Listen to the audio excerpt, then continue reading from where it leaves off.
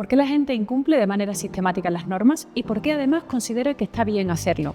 ¿Están mal diseñadas las leyes o preferimos un estado de anomia? Hoy conversamos con José Nesis. Él es experto en psiquiatría y asesor en políticas públicas. Vamos a empezar, José, si te parece, por intentar aterrizar un poco, ¿no?, esta idea de las ciencias del comportamiento y las políticas públicas. ¿Cómo articular las ciencias del comportamiento con las políticas públicas? A ver, la intersección entre ciencias de comportamiento y políticas públicas hoy por hoy es muy fuerte, diría, considerando que representa una reformulación de cómo se piensa la motivación de las conductas de la ciudadanía. Frente a lo que era un modelo tradicional del homo economicus, una persona que toma decisiones en forma racional, sopesando todos los argumentos a favor o en contra de una determinada decisión, frente a un sujeto conceptualizado de una manera diferente, que está sesgado, que está atravesado por inclinaciones y barreras de las cuales no es del todo consciente. Y entonces, a partir de ahí se empieza a pensar en políticas públicas dirigidas a una persona que no está en condiciones de procesar toda la información. Al mismo tiempo, esta información tiene que ser explicitada de la manera más transparente y legítima posible, para que también las decisiones sean decisiones autónomas e informadas. En medio de ese panorama tan complejo es que se trabaja hoy la intersección entre ciencias de comportamiento y políticas públicas. ¿Y qué tan extendida está esa idea o qué tan interiorizada está por parte de los hacedores de políticas públicas, ¿no? O dicho de otra manera, ¿en qué piensan o piensan en eso los que definen, los que elaboran las políticas públicas, o están pensando todavía en otros términos? Yo creo que mayoritariamente están pensando en términos muy tradicionales, en forma creciente, diría en los últimos particularmente 10 años, 10, 15 años, o un incremento bastante exponencial de lo que se llaman unidades de ciencias de comportamiento destinadas a la política pública, que empezaron a integrarse a gobiernos, ministerios, diferentes áreas de la administración pública. Hoy debe haber alrededor de 300 unidades de ciencias de comportamiento en todo el mundo. O sea, todavía queda mucho camino por recorrer en esta materia. Queda mucho camino por recorrer. Son unidades que tienen todavía muy bajo peso en las decisiones importantes de la política. Se van incorporando gradualmente. Diría que con la excepción de lo que fue en algún momento el Behavioral Insights Team del Reino Unido, y la Oficina de Ciencias de Comportamiento en la Casa Blanca durante el gobierno de Obama, en general, estas integraciones son muy, muy graduales. O sea, hay una idea que, aplicada a materia de seguridad vial, que es una de las áreas que tú estás trabajando más fuertemente, tú expones mucho, ¿no?, que es la idea de si entendemos las normas podemos evitar accidentes. ¿Cómo se explica esa idea? De alguna manera es cómo los ciudadanos van incorporando una comprensión más profunda del juego del que forman parte.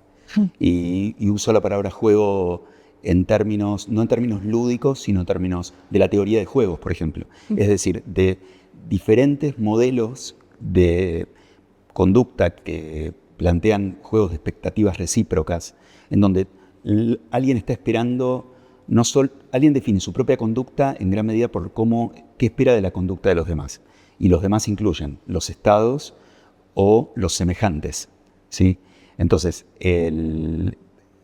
hay países, hay culturas en donde eso está muy, muy incorporado y parece ser, diría, una música bastante armoniosa.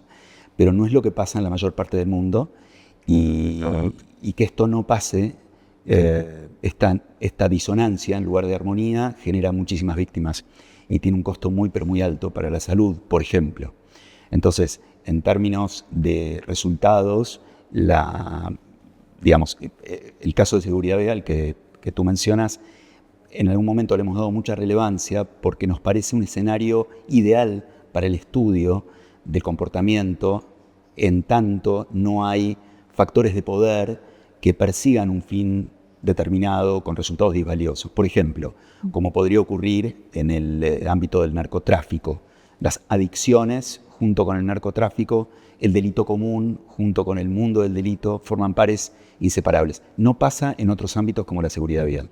Entonces, debería ser un modelo más propicio para investigar interacciones humanas cuando no hay actores que estén interesados particularmente en obtener algún beneficio que genere resultados disvaliosos en la mayoría. Ahora, cuando nosotros estudiamos el comportamiento, cuando nosotros profundizamos un poco en los estudios del comportamiento, siempre hay una línea roja ahí un poco que tiene que ver con la obtención de información de manera no invasiva y obviamente respetando los códigos éticos y los criterios éticos. ¿Cómo se marca esa línea? Es decir, ¿cómo obtener información que nos permita, sobre el comportamiento de la ciudadanía, que nos permita mejorar las políticas públicas, mejorar la definición y la difusión de las políticas públicas sin que eso nos lleve a violar principios éticos ni a invadir la intimidad o la privacidad de las personas? El estándar que nosotros esperamos de los gobiernos es un estándar, diría, adecuado, que resulta enormemente alto en comparación con el que esperamos de las empresas privadas a la que les damos toda nuestra información. Ahora mismo en tu móvil, para estar utilizándolo como lo estás usando, es tal la cantidad de aprobación que has dado a un montón de exigencias que te han presentado que si el Estado de cualquier país te requiriera eso, te resultaría insoportable. ¿Sí? Y sin pensarlo, ¿no? Porque damos autorización sin planteárnoslo mucho y sin ser conscientes muchas veces. Exactamente. ¿Y por qué? Porque estamos esperando los servicios que nos brinda tal o cual aplicación, por ejemplo. Entonces, ¿qué pasa con eso? Una de las formas en que las ciencias de comportamiento pretenden contribuir es, por ejemplo, en la forma en que se llevan a cabo los procedimientos de aprobación de cualquier servicio o bien que se consuma. En general estamos acostumbrados a escuchar la voz que por televisión o por radio dice muy rápido cuáles son las condiciones, ¿sí?, de algún servicio, de algún producto. La letra pequeña, lo que llamamos la letra chica de los avisos en los diarios, y eso se ha naturalizado absolutamente, ¿sí? Quizás se trata a veces de desnaturalizar eso, pero al mismo tiempo jerarquizar de todo eso cuál es la información relevante para los seres humanos. ¿Cómo elegimos esa información? ¿Por qué los gobiernos muchas veces están entre estos dos extremos que son? O quedan paralizados absolutamente por la imposibilidad de jerarquizar esa información, o quedan completamente vulnerables en comparación con lo que pueden ser los emprendimientos privados. Entonces, esto sí es un desafío hoy por hoy para los estados, que es cómo jerarquizar la información respetando la autonomía de las personas, pero sin caer en la ingenuidad mientras a 2 metros de distancia están ocurriendo cosas que a nadie parecen preocuparles demasiado, ¿sí?, y que podrían producir resultados digamos, altamente lesivos. Quizás está faltando ahí bastante pedagogía por parte de los estados en sus diferentes niveles, por parte un poco de lo público, ¿no? Es decir, casi que no nos planteamos mucho aceptar contratos para utilizar aplicaciones, etcétera, de la empresa privada, pero después en lo público sí, ¿no? Y quizás está faltando un poco que el Estado explique cuál es su tarea, cuál es su función y cuáles son un poco los beneficios de esta información frente a dársela también a grandes empresas privadas, ¿no? Correcto. El caso en donde se ha hecho algún avance interesante es en lo que llamamos educación financiera, en donde, por ejemplo, la Unidad de Ciencias de Comportamiento de la Casa Blanca durante el gobierno de Obama avanzó bastante en relación a cómo tenía que estar informado un consumidor que tomara un crédito, por ejemplo, un préstamo, en cuánto iba a pagar, cómo lo iba a pagar, etc. Y que esa información fuera muy, muy clara y comparada con otro tipo de tasas de interés que brindaran los bancos o lo que fuera. De manera que el consumidor pudiera decidir, el ciudadano pudiera decidir verdaderamente informado acerca de eso. Ahora, esa tarea de jerarquización de la información, que a veces en ciencia de comportamiento la llamamos nudge, que en inglés quiere decir pequeño empujón, también se presta a, digamos, reflexiones en términos de cuánto se pierde o se gana en autonomía de los ciudadanos, cuánto las personas deciden entregar a estas oficinas parte de la carga que imponen determinadas decisiones. Y esto puede sonar a veces muy irritante, pero es un desafío interesante. Y cada vez se complica más ese desafío. Estoy pensando en la emergencia de nuevas aplicaciones de inteligencia artificial, de nuevos usos. Por un lado es mayor desafío para los estados, pero por otro lado también para la ciudadanía, ¿no? En el sentido de que el ciudadano tiene menos herramientas incluso para identificar qué sí viene del Estado, en qué medida la inteligencia artificial viene a incrementar esos desafíos o a hacerlos casi que más utópicos. No sé en qué punto estaríamos según tú. No es lo mío, digamos, realmente no soy un experto en temas del impacto de la inteligencia artificial. Uno está escuchando a los expertos que últimamente están bastante preocupados en ese sentido, preocupados incluso por la función de los estados en relación a esto. Por un lado, venimos de intentar recuperar grados de libertad frente a lo que han sido, y todavía hay en muchos lugares del mundo, estados muy totalitarios. Pero por otra parte, los sistemas de algoritmos que manejan, por ejemplo, las redes sociales, están de algún modo seteados, programados, para difundir información que es real, pero que es seleccionada en forma, digamos, parcial e intencional, sabiendo en qué parte más impacta del psiquismo humano, en qué parte de las mentes van a ser más proclives a esto. A esto hay que sumarle lo que llamamos a veces el hackeo de las pantallas, ¿no? La liberación de dopamina y todo lo que pasa a nivel de neurotransmisión frente a los reels y las imágenes continuas que nos cautivan tremendamente. Estamos preocupados no solo en los adultos, que le impactan a los adultos, sino particularmente en los niños y adolescentes. Lo que leemos es que hay una gran preocupación en relación a esto. Al mismo tiempo, fiscalizar esto, es decir, controlar esto desde el punto de vista estatal, parece una tarea monumental e imposible, pero no es imposible. Justamente no es imposible. No hay que estar entre estos extremos necesariamente, irse a estos extremos de o el laissez-faire o lo totalitario. Creo que hay mucho para trabajar en relación a cómo ir fijando las condiciones de un territorio que de entrada parece difícil porque es nuevo. Entonces esto es lo que nos resulta a veces inabordable, pero es una apuesta interesante.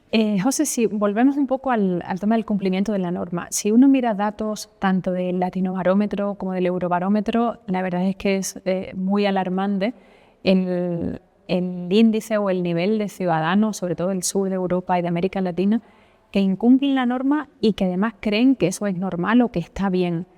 ¿Cómo explicamos eso socialmente? ¿Qué está pasando en la sociedad para que la gente considere que está bien no cumplir la norma o qué clases de normas se están haciendo si escuchásemos un poco la otra cara de la moneda, ¿no? Es una pregunta que me encanta, particularmente porque, digamos, abre un mundo muy grande. Voy a tratar de resumirlo, compactarlo todo lo posible. Voy a empezar por el final. Probablemente esto a lo que hace referencia en relación a los pobres resultados, digamos, de lo que tiene que ver con la adhesión a sistemas normativos, y me refiero a sistemas normativos a las leyes que emanan de las democracias constitucionales, es decir, que no son leyes impuestas por alguna dictadura, por ejemplo, y aún así tienen un índice de acatamiento tan bajo. Probablemente esto tiene que ver justamente no con los marcos legales, sino con la percepción de legitimidad de la autoridad que tiene la ciudadanía. Y ese es, de algún modo, el desafío más importante que tenemos, que es aumentar la legitimidad y su correspondiente percepción por parte de la ciudadanía. Y esto parece estar cada vez más asociado a mayores niveles de cumplimiento normativo. Yendo hacia el principio, ese es el final, hacia el principio, bueno, se han postulado y se siguen sosteniendo muchas hipótesis en relación a por qué hay tantas regiones con bajo, índice de cumplimiento normativo. Y bueno, y hay motivos históricos, de algún modo el que mencioné en relación a la diferencia entre dictaduras y democracias. Donde más historias de dictaduras hay, no es tan fácil hacer el switch y cambiar de pasado a presente como si el cerebro eligiera eso voluntariamente. Hay una parte de la historia que queda culturalmente instalada, hay motivos sociales, hay cuestiones vinculadas con el comportamiento, como decíamos antes, en dos niveles. En un nivel individual, el tema de los sesgos, qué contextos promueven más conductas que adhieren o que violan reglas, y también a nivel más social, por ejemplo, la teoría de juegos, que explica, de nuevo, qué reglas y qué contextos podrían contribuir a un mayor cumplimiento o un menor cumplimiento. Sabemos hoy que hay recursos de la matemática como teoría de juegos que no se pueden obviar cuando se prepara el contexto de una licitación pública importante para algún bien o servicio. Se cuentan con estas herramientas, sabiendo que hay juegos de expectativas recíprocas que determinan que haya más inclinación o no a violar reglas. Entonces, esto habla de la complejidad del tema. Es un tema sumamente complejo. Diría que al final de todo, si tuviéramos que forzar demasiado y reducir esto a algo, o elegir cuál es el parámetro más importante, diría que es la percepción de legitimidad de la autoridad. Ahora, cuando uno habla de legitimidad, obviamente está pensando en muchos factores, ¿no? Son muchos elementos los que intervienen ahí, pero hay quizás un elemento que llama también la atención, que es la necesidad de dedicarle tiempo a entender cómo funcionan las instituciones, cómo funciona el ciudadano, etcétera. ¿En qué medida la realidad actual y la sociedad actual, con la vorágine en la que estamos inmersos todos, no es cómplice de alguna manera también, o hasta cierto punto, en esa dificultad en conseguir la legitimidad o en esa reducción de la percepción de la legitimidad, ¿no? Porque no tenemos tiempo para nada? ¿Cómo vamos a detenernos a saber y a informarnos sobre cómo funcionan las instituciones, cómo funciona el poder, etcétera? ¿Hasta qué punto eso es así? Estás planteando nuevamente la cuestión de cómo se ha estrechado nuestro margen de atención, nuestro margen atencional, no solo en relación a cómo funcionan las instituciones de la democracia constitucional, sino en general a cualquier cosa. El otro día leía que el crecimiento que han tenido todas las prácticas y cursos y seminarios de mindfulness, de atención plena, tienen sentido hoy porque no hay atención plena. Cuando no había redes sociales, me refiero en los teléfonos móviles, Dale. Y Reels y todo esto que hablábamos antes sobre el hackeo, digamos, que generan las pantallas, no había necesidad de estar insistiendo en la atención plena porque era algo que iba de suyo. Ese era nuestro default, nuestra línea de base, ¿sí? Entonces, hoy hemos perdido esa capacidad atencional y, como dices, también eso afecta a nuestra comprensión de cómo funciona el sistema democrático e institucional. Bueno, genera eso, mayor responsabilidad en las autoridades. Hoy por hoy, uno diría, recae sobre las autoridades la responsabilidad de incrementar los niveles de legitimidad y de percepción de legitimidad, no solo en los poderes ejecutivos y legislativos, sino especialmente en el Poder Judicial. Por ejemplo, en el ámbito judicial, las personas, los jueces y fiscales, son las personas a las que les llevamos nuestros conflictos, confiando en ellos, porque vamos a confiar en que es mejor eso a resolverlo, digamos, por la violencia, por nuestra cuenta. Tenemos que percibirlos como legítimos. Tienen que ser personas no solamente justas, sino que escuchen a los otros, que sean puntuales, que sean respetuosos. Es decir, no son tantos los parámetros que tiene que cumplir el funcionario, digamos, de una democracia para aumentar sus niveles de percepción de legitimidad. Y esto parece inclinar bastante la balanza hacia, por ejemplo, el cumplimiento normativo. Ya para cerrar, en esta tarea ingente de mejorar la percepción de la legitimidad, ¿cuál sería para ti como la actividad o la tarea o la acción más urgente que sí o sí no puede esperar más? Yo creo que es instalar el tema. Yo creo que es poder hablar de esto. Es un tema que parece obvio, pero no es obvio. Es un tema que se saltea habitualmente. Lo decíamos hace muchos años en otra área, que era el área de bioética, ¿no? En la bioética había quienes dividían a los problemas de la bioética en problemas sexys y problemas no sexys. Los problemas sexys eran fertilización asistida, in vitro, clonación, etc. Los problemas no sexys eran distribución de recursos, equidad, etc. Yo diría que en relación a el desarrollo de la democracia constitucional, la legitimidad puede no ser un tema sexy, pero es un tema importante. y me parece que es instalarlo el mayor desafío que tenemos hoy, poder reflexionar acerca de eso. Bueno, esperemos que este espacio haya contribuido a justamente instalar ese tema, o por lo menos a mejorar la apertura hacia ese tema y que siga profundizando. José Nesis, muchísimas gracias por habernos dedicado este tiempo y haber compartido con nosotros este espacio. Bueno, gracias a ti.